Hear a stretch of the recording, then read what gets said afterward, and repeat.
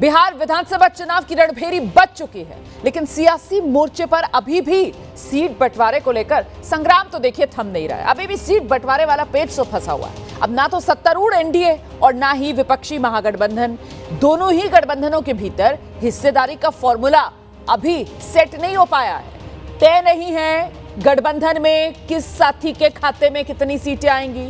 बड़े दलों के बीच भले ही एक सहमति सी बन रही हो, लेकिन सूत्र ये बता रहे हैं कि गठबंधनों में जो छोटे सहयोगी हैं वो लगातार ज्यादा हिस्सेदारी की दावेदारी कर रहे हैं और इसी जिद पर अड़े हुए हैं। बिहार विधानसभा चुनाव की तारीख के ऐलान के बाद सियासी हलचल अब तेज है। हर गठबंधन में सीट शेयरिंग और टिकट बंटवारे को जल्द से जल्द फाइनल करने की कोशिश शुरू हो गई है, लेकिन ये कोशिश अब तक कामयाब तो नहीं हो पा रही है। बात कहां तक पहुंची, कितने फॉर्मूले अभी तक सामने आए हैं, उसकी एबीपी न्यूज को सूत्रों के हवाले से पक्की खबरें मिल रही हैं, वो आगे आपको बताएंगे। लेकिन उससे पहले आपको अभी की एक बड़ी खबर देने जा रही हूं। तो बड़ी खबर यह है कि महागठबंधन में सीट बंटवारे को लेकर आज तेजस्वी यादव से मुलाकात करने जा रहे हैं जेएमएम के नेता। शाम 4 बजे तेजस्वी यादव और जेएमएम नेताओं की मुलाकात होने जा रही है। महागठबंधन में जेएमएम की 12 सीट की मांग है, ये सूत्र बता रहे हैं। अब मौजूदा फॉर्मूले में तो बिहार में जेएमएम को महागठबंधन 1 से 2 सीटों पर एडजस्ट करने के मूड में लग रही है, और वहीं दूसरी तरफ जेएमएम 12 सीटों की मांग के साथ तेजस्वी यादव से मुलाकात करने जा रहा है। ये जानकारी सामने निकल कर आई है। तो वही बात जिसका मैं पहले जिक्र कर रही थी कि गठबंधनों में जो बड़े दल हैं उनमें तो फिर भी मोटा मोटी आप कह सकते हैं कि सहमति बनती हुई नजर आ रही है सीट शेयरिंग के फॉर्मूले पर, लेकिन दिक्कत इन गठबंधनों में जो छोटे सहयोगी दल हैं उनकी वजह से ज्यादा बढ़ गई है, क्योंकि उनकी महत्वाकांक्षा बढ़ी हुई नजर आ रही है। वो बड़ी हिस्सेदारी चाह रहे हैं गठबंधन में, जो फिलहाल मुमकिन होता हुआ नजर नहीं आ रहा। तो आज तेजस्वी यादव से मिलेंगे जेएमएम के नेता। सीटों पर चर्चा के लिए शाम 4 बजे मुलाकात तय है। 12 सीट जेएमएम की यही मांग है, और अभी जेएमएम को 1 से 2 सीट देने की बात सूत्रों के हवाले से सामने आई है महागठबंधन में। वहीं बिहार में चुनावी तारीखों के ऐलान के बाद सिर्फ महागठबंधन ही नहीं बल्कि एनडीए में भी सीट बंटवारे का इंतजार हो रहा है, बल्कि यूं कहें कि बढ़ गया है। फिलहाल एबीपी न्यूज को सूत्रों के हवाले से दोनों ही खेमों में सीट बंटवारे के दो फॉर्मूलाज की जानकारी मिली है। अब ये दो फॉर्मूले कौन से हैं ये आपको बता देते हैं। सूत्र ये बता रहे हैं कि एनडीए में सीट शेयरिंग को लेकर 2 फॉर्मूले सामने आ रहे हैं, और इन्हीं 2 में से किसी एक फॉर्मूले पर मोहर लग जाएगी। पहला फॉर्मूला आप देख रहे हैं टेलीविजन स्क्रीन पर, जिसमें जेडीयू 102 से 103 सीट, बीजेपी 101 से 102 सीट, मतलब जेडीयू से बस 1 सीट कम। ये फॉर्मूला रहेगा बीजेपी और जेडीयू के बीच। ऐसे में एलजेपी रामविलास 25 से 28 सीट और जीतन राम मांझी की पार्टी को 6 से 7 सीट, उपेंद्र कुशवाहा की आरएलएम को 4 से 5 सीट दी जा सकती है। ये है एनडीए में पहला फॉर्मूला सीट शेयरिंग का। और ये दूसरा फॉर्मूला आ गया आपके सामने। इस दूसरे फॉर्मूले के तहत आप देख रहे हैं जेडीयू 101 और बीजेपी फिर वही, जेडीयू से बस 1 सीट कम 100। एलजेपी रामविलास यहां 26 सीटें चुनाव लड़ने के लिए विधानसभा के लिए दी जाएंगी और 1 राज्यसभा की सीट दे दी जाएगी। यह है इस फॉर्मूले का हिस्सा। साथ ही दोनों पार्टियां, जीतन राम मांझी की भी और उपेंद्र कुशवाहा की भी, हम और आरएलएम दोनों को 8-8 सीट देने का प्रस्ताव इस फॉर्मूले के तहत। कुछ सीटों को लेकर चिराग, मांझी, कुशवाहा की पार्टी के सिंबल पर भी बीजेपी और जेडीयू के उम्मीदवार चुनाव लड़ सकते हैं। यह भी बात सामने निकल कर आ रही है, जो इस दूसरे फॉर्मूले के तहत हो सकती है। वहीं महागठबंधन की बात कर लीजिए। अब महागठबंधन में सीट बंटवारे को लेकर भी 2 फॉर्मूले सामने आ गए हैं, किसी एक पर अंतिम मोहर लगेगी। पहला फॉर्मूला यह है कि आरजेडी 138, कांग्रेस पार्टी 52, लेफ्ट पार्टियां 35, वीआईपी 15, आरएलजेपी मतलब चिराग के चाचा की पार्टी पशुपति पारस, उनको 2 और जेएमएम को 1 सीट दी जाएगी। ये तो पहला फॉर्मूला हो गया। अब दूसरा फॉर्मूला देख लीजिए आप। इसमें आरजेडी ने अपनी सीटें कम करके 130, कांग्रेस 55, लेफ्ट पार्टियां वही, पहले फॉर्मूले में भी दूसरे फॉर्मूले में भी 35 सीटें लेफ्ट पार्टियों को दी जा रही हैं दोनों फॉर्मूले में। अब यहां वीआईपी की सीटें 18 पर और आरएलजेपी को 3 सीट और जेएमएम को 2 सीट दी जा सकती है। तो ये महागठबंधन का दूसरा फॉर्मूला।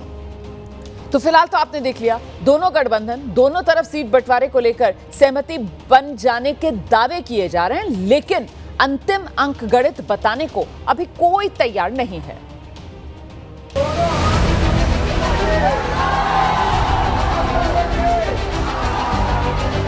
ये तो केंद्रीय नेतृत्व के पास भारी बहुमत से सरकार बनाएगी। शरीर पर जो है बहुत सारी बात आगे बढ़ चुकी है। 2025 में विपक्ष को जनता जो है अस्थायी रूप से विपक्ष को घर बैठा देगी। हमारी संख्या कम से कम 20 हो जाए, 25 हो जाए मिले तो हम सीना तान के कहते हैं कि एकदम फ्री बिजली कर देंगे, बेटियों का एजुकेशन को हम फ्री कर देंगे। फैसला हो चुका है, जल्द ही आप प्रेस कॉन्फ्रेंस के माध्यम से प्रकाशित किया जाएगा। सब कुछ तय है। बैठेंगे सब लोग और बैठ करके ये 1 घंटा का काम है क्लियर कर देंगे। हो चुका है, वो सब में कोई नहीं दिक्कत है, सब हो चुका है। अनाउंसमेंट कब तक होगा? मुझे लगता है कि परसों ने तो तरसों हम कर देंगे, सरकार बनाएंगे, डिप्टी सीएम बनेंगे। ठीक। तो बिहार में चुनाव की तारीखों के ऐलान के साथ ये सियासत अब तेज हो गई है। ओपिनियन पोल में बिहार में एक बार फिर एनडीए को बहुमत मिलता दिखाई दे रहा है, जिसके बाद आरजेडी प्रमुख लालू प्रसाद यादव ने एनडीए पर जोरदार निशाना साधा है। लालू प्रसाद यादव ने सोशल मीडिया पर पोस्ट करके लिखा 6 और 11 एनडीए 9-2-11। मतलब वो चुटीला अंदाज जिसके लिए लालू प्रसाद यादव की सियासत जानी जाती है, बिल्कुल उसी चुटीले अंदाज में लालू प्रसाद यादव की तरफ से सोशल मीडिया पर यह पोस्ट किया गया है और निशाने पर एनडीए को लिया गया है। 14 नवंबर जब बिहार विधानसभा चुनाव के नतीजे आएंगे, उसको लेकर लालू प्रसाद यादव ने ये निशाना साध दिया है। जो 2 चरण में मतदान होना है, 6 और 11, उसी को आधार बनाकर लालू ने जोड़ दिया 6 और 11 एनडीए 9-2-11। चुनाव का बिगुल फूका जा चुका है, शंखनाद हो गया है और बिहार की जनता इसी तारीख का इंतज़ार कर रही थी कि जो 20 साल पुरानी सरकार है, खटारा सरकार है, इस बार इस खटारा सरकार को बदले और ये 20 साल पुरानी सरकार को हटाने का एक बार मौका जो आप लोगों को मिला है, मुझे पूरा विश्वास है कि इस बार बिहार की जनता चूकेगी नहीं और आप 14 नवंबर की जो तारीख है, जिस दिन नतीजा आएगा, वो तारीख आप लोग लिख करके रखिएगा। बिहार के बदलाव, बिहार के विकास की नींव और बिहार की तरक्की उस 14 नवंबर के बाद से शुरू हो जाएगी। तो देखिए, एक तरफ तो ये दावों का दंगल है जो लगातार जारी है और दूसरी तरफ ये तय हो गया है कि 14 नवंबर बिहार के नए सीएम का फैसला हो जाएगा। लेकिन आपके लिए अगर 14 नवंबर तक सब्र रख पाना मुश्किल है, तो अब बिहार चुनाव से पहले एबीपी न्यूज आपके लिए लेकर आया है ओपिनियन पोल। नजरें जमा लीजिए। आपको बता दें, एबीपी न्यूज का ये पोल नहीं है, दरअसल मैट्राइज का ये पोल है। बिहार चुनाव पर ये पहला ओपिनियन पोल मैट्राइज आईएनएस ने किया है, जिसमें एनडीए की धमाकेदार वापसी दिखाई दे रही है।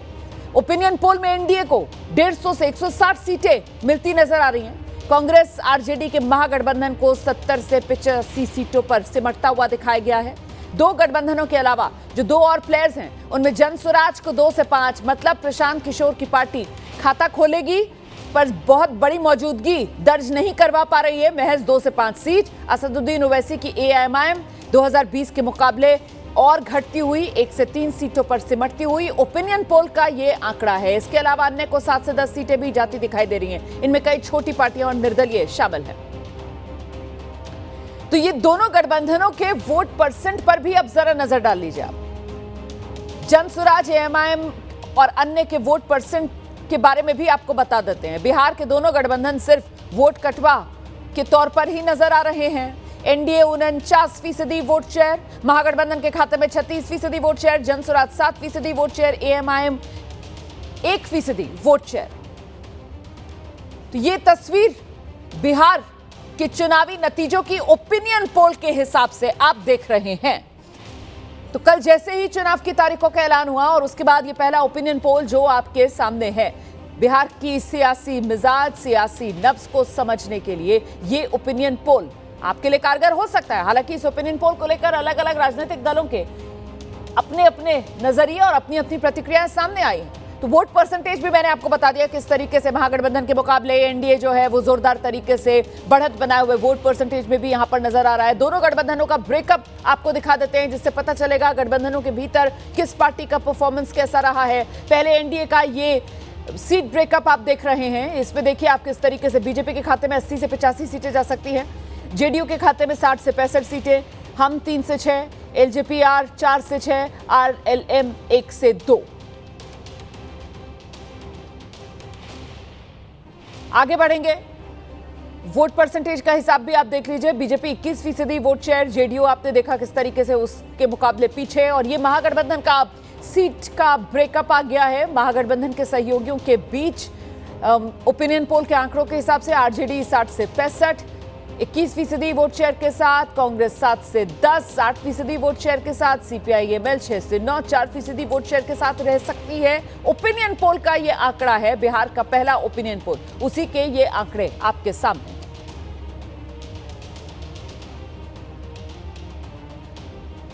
तो आपने अब पार्टी के हिसाब से भी सीटों और वोट प्रतिशत का आंकड़ा देख लिया है, किसका परफॉर्मेंस कैसा। अब ये देखिए जरा इस सर्वे का निष्कर्ष क्या निकला है, और इसका निष्कर्ष निचोड़ एक तरीके से आपके सामने मैं रखने जा रही हूं। बिहार के पहले ओपिनियन पोल में एनडीए को स्पष्ट बहुमत मिल रहा है, पिछली बार के मुकाबले 25% सीटों के फायदे के साथ। आप जानते हैं जादुई आंकड़ा बिहार विधानसभा का 122 है, और यहां पर तो 150 से 160 सीटें जाती हुई नजर आ रही है एनडीए के खाते में। ओपिनियन पोल का आंकड़ा ये बता रहा है। ओपिनियन पोल में सबसे ज्यादा फायदे में जेडीयू नजर आ रही है, जिसकी सीटें पिछली बार 2020 में जो 43 रह गई थी वो बढ़कर 60 से 65 हो रही हैं। ओपिनियन पोल में आरजेडी कांग्रेस का महागठबंधन 100 सीटों से काफी नीचे सिमटता हुआ दिख रहा है। आरजेडी को 10 से 15 सीटों का, कांग्रेस को करीब 9 से 12 सीटों का नुकसान इस बार के विधानसभा चुनाव में उठाना पड़ सकता है। ओपिनियन पोल का आंकड़ा यही कह रहा है। पहली बार चुनाव लड़ रही जनसुराज 7% वोट शेयर बिहार में लेकर जा रही है, और कांग्रेस के वोट शेयर करीब 8% के आसपास ही है। तो मतलब जनसुराज और कांग्रेस के वोट शेयर में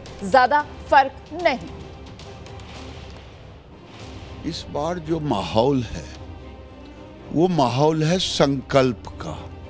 बिहार की जनता ने संकल्प लिया है कि इस बार 2025, 225 और जो 2010 में आरजेडी की स्थिति थी उससे भी बुरी स्थिति होगी, 22 सीट थी।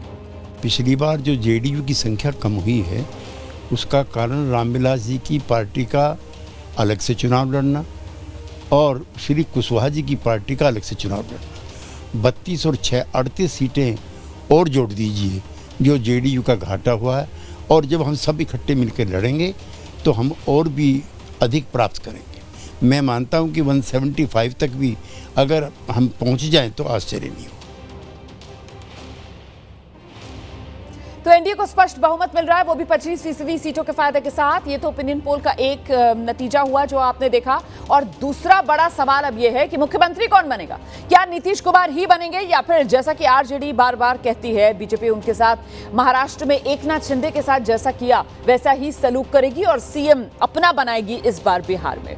इसको लेकर मैट्राइज आईएनएस का ओपिनियन पोल ऐसी अटकलों को खारिज कर रहा है कि बिहार में नीतीश कुमार के अलावा भी कोई चॉइस हो सकती है। ओपिनियन पोल में जानने की कोशिश की गई कि सीएम के लिए बिहार में पहली पसंद कौन, और देखिए आप पहली पसंद के तौर पर 42% लोगों ने नीतीश कुमार के नाम पर मोहर लगाई है। सीएम के लिए पहली पसंद नीतीश कुमार को बताया है। महज 15% लोगों ने कहा है कि सीएम के लिए उनकी पहली पसंद तेजस्वी यादव है। फासला देखिए आप, तेजस्वी यादव जो 2 नंबर पर तो हैं लेकिन डिस्टेंट 2 यहां पर नजर आ रहे हैं। 15% के साथ बहुत पीछे नीतीश कुमार के मुकाबले लोकप्रियता के मामले में। तीसरे नंबर पर प्रशांत किशोर का नाम उभर कर आया है। 9% लोगों ने उन्हें बतौर सीएम बिहार के लिए अपनी पसंद बताया है। 8% लोगों ने चिराग पासवान को, 3% लोगों ने कहा सीएम पद पर सम्राट चौधरी उनकी पसंद है। अन्य नेताओं को सीएम चाहने वाले 23% हैं। मैं इसको नहीं मानता हूं। बिहार के अंदर जो बिहार के लोगों का मूड, जैसा मैंने कहा कि बिल्कुल बदलाव के पक्ष में है।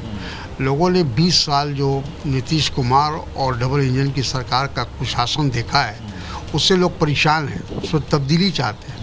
क्योंकि पिछले 20 साल में न गरीबी कम हुई, न बेरोजगारी दूर हुई, न पलायन रुका, न भ्रष्टाचार कम हुआ, न महंगाई कम हुई। हर क्षेत्र में ये सरकार और ये डबल इंजन की हुकूमत पूरी तरह से विफल रही है। एक कहावत है ना कि नाच न आवे तो आंगन टेढ़ा।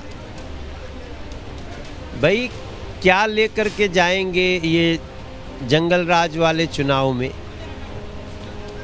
तेजस्वी से पूछो तो राहुल गांधी पे हंसते हैं, राहुल गांधी से पूछो तो अंदर अंदर तेजस्वी को डसते हैं। ये दोनों का सिर्फ सत्ता लोभ है, ये आपस में इनके एक दूसरे को ख़त्म करना चाहते हैं।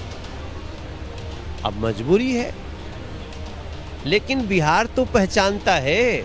भोजपुरी स्टार हैं, पॉलिटिशियन भी हैं, नाम है पवन सिंह और उनकी पत्नी है ज्योति सिंह। इन दोनों के बीच चल रही तनातनी बढ़ती जा रही है। दोनों एक दूसरे पर आरोप लगा रहे हैं। पहले ज्योति रविवार को पवन सिंह के लखनऊ वाले फ्लैट पर पहुंची। पूरी रात जमकर वहां ड्रामा हुआ। मामला पुलिस तक पहुंच गया। ज्योति सोशल मीडिया पर लाइव आ गईं, फूट फूट कर रोने लगीं और रोते हुए कह रही थी, पवन जी ने पुलिस थाने में एफआईआर की है, मुझे लेने के लिए पुलिस आ गई है, मैं इतना परेशान हो चुकी हूं कि जहर खा लूंगी, मर जाऊंगी, लेकिन इस घर से नहीं जाऊंगी, यहां से मेरी अर्थी उठेगी। हंगामा बढ़ता गया। पवन सिंह ने ज्योति सिंह को जवाब दिया।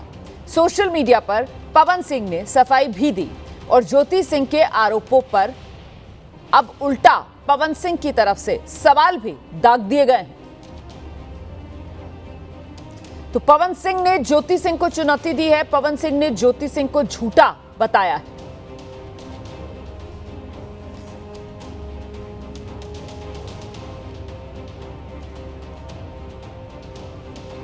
दरअसल ज्योति के लखनऊ आने से लेकर बवाल करने तक पवन सिंह ने चुप्पी साधे रखी और अब ज्योति के आरोपों पर 48 घंटे के बाद सोशल मीडिया पर पोस्ट कर पवन सिंह सफाई दे रहे हैं। पवन सिंह ने अपनी पोस्ट में लिखा, मैं अपने जीवन में एक ही बात जानता हूं कि जनता मेरे लिए भगवान है।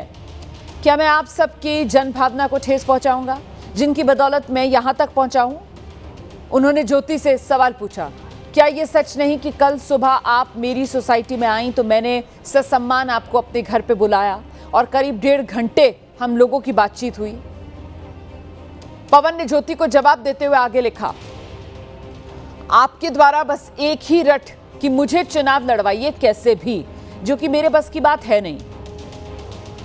आखिर में पवन ने ज्योति को पुलिस से रोकने वाले आरोप का भी जवाब दिया। लिखा, समाज में भ्रम फैलाया गया कि मैंने पुलिस बुलाई, जबकि सच्चाई यह है कि पुलिस सुबह से वहां इसलिए मौजूद थी ताकि जो भी हो उनकी उपस्थिति में हो, कहीं भी आपके साथ आए लोगों द्वारा या किसी और के द्वारा कोई अनहोनी ना हो।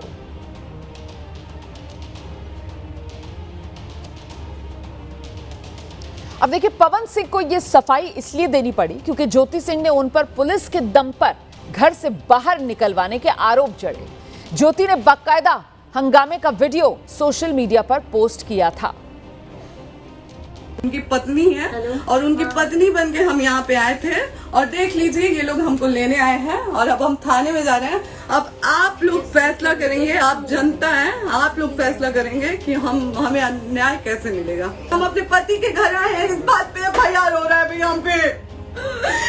पागल कर दिए ये लोग। तो पवन सिंह और पत्नी ज्योति के बीच आरोप प्रत्यारोप का ये दौर जारी है, जिसे बिहार के चुनाव से जोड़कर देखा जा रहा है।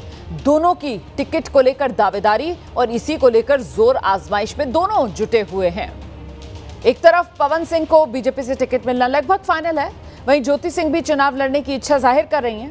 4 अक्टूबर को सोशल मीडिया पर पोस्ट कर ज्योति ने लखनऊ पहुंचने की जानकारी दी। लिखा कि जरूरी मसले पर बात करनी है, लेकिन ज्योति के लखनऊ पहुंचने पर हंगामा बहुत हुआ और फिर उन्होंने पवन सिंह पर पुलिस का इस्तेमाल कर घर में घुसने से रोकने के आरोप जड़े। इस घरेलू विवाद की आंच बिहार तक पहुंची। बिहार के रोहतास जिले में काराकाट के लोगों ने पवन सिंह का पुतला फूंक डाला, ज्योति सिंह के साथ सहानुभूति दिखाई। हंगामा और विवाद बढ़ता देख पवन सिंह ने अब ज्योति के आरोपों पर सफाई दी है और साथ ही ज्योति पर इशारों ही इशारों में चुनाव के लिए ये सब कुछ करने के आरोप मढ़ दिए हैं।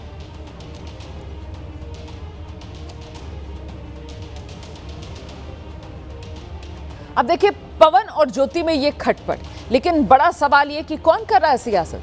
दोनों की लड़ाई पारिवारिक विवाद है या फिर शुद्ध सियासी युद्ध है? क्या चुनाव में टिकट के लिए दोनों के बीच एक खींचतान हो रही है? बिहार चुनाव नजदीक आते ही विवाद को तूल क्यों दिया गया, ये सवाल बड़ा हो जाता है। टाइमिंग को लेकर सवाल है। पवन के घर पर हंगामा करने का मकसद क्या सियासी था? क्या वाकई चुनाव के चक्कर में दोनों के बीच झगड़ा हो रहा है? पवन को घेरकर काराकाट में सहानुभूति चाहती हैं क्या ज्योति? पवन के बीजेपी में आते ही क्यों सक्रिय हुई ज्योति सिंह? पवन से विवाद को तूल देकर क्या टिकट पाना चाहती हैं ज्योति सिंह, जैसा कि आरोप खुद पवन की तरफ से लगाए गए? तो ज्योति सिंह के आरोपों को लेकर पवन अब आक्रामक है। जनता की जनभावना को ठेस नहीं पहुंचा सकता। मैंने ज्योति को ससम्मान घर बुलाया, 1.5 घंटे हमारी बातचीत हुई। ज्योति ने सिर्फ चुनाव लड़ने की रट लगाई, जो मेरे बस की बात नहीं है। ज्योति ने समाज में भ्रम फैला दिया कि मैंने पुलिस बुलाई थी। पुलिस तो सुबह से वहां मौजूद थी ताकि कोई अनहोनी ना हो। ये सफाई है जो पवन सिंह ने दी है।